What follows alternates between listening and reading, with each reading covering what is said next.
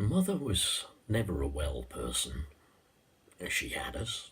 She brought us up. She worked 2 jobs, both 0 hours contracts.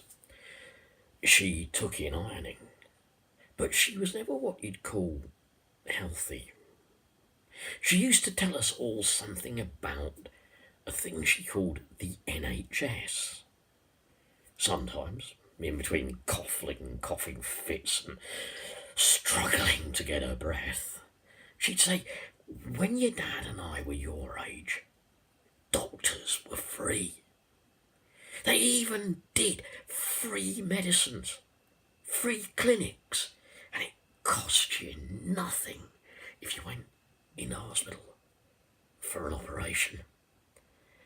Now, we only half believed her, and that was mainly because she was our mum. She was old now and pretty much worn out by a life of servitude and drudgery. But we didn't think she was making her past up, although we hadn't learned much about that past in mandatory citizen training. Some claim to have heard accounts of relatives being given free pain-numbing drugs after accidents or when they had an incurable disease and it was rotting them away from the inside. Although we suspected these things and free treatments did just once exist, we always worried that these stories related to those actually who had paid for cures, care, treatment, just like they must do now.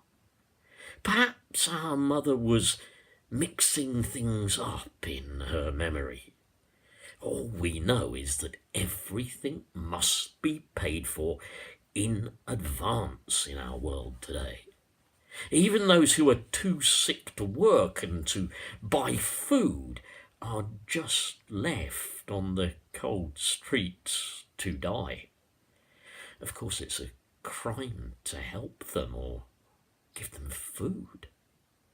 You know, yesterday morning was a time when I had wished Mum's stories about what she had called the National Health Service had been true.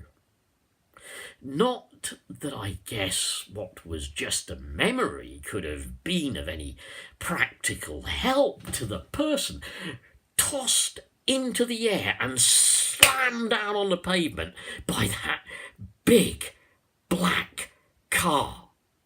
After all, cars were hardly ever seen on our bare streets because everybody walked, and only the richest had motor transport. Yet that young woman lay there in the rain-soaked gutter, the bone sticking out of her smashed leg, the blood washing into the street, while the crowd, of course, gathered. I wish somebody could have treated her free of charge. Those who picked her up could do no more than listen to her screams, her shrieks of pain as they moved her body. And eventually she stopped crying out and went limp. I fear for our mum when her pain gets worse, and how she will have to die screaming out in unrelieved agony. Maybe one day soon.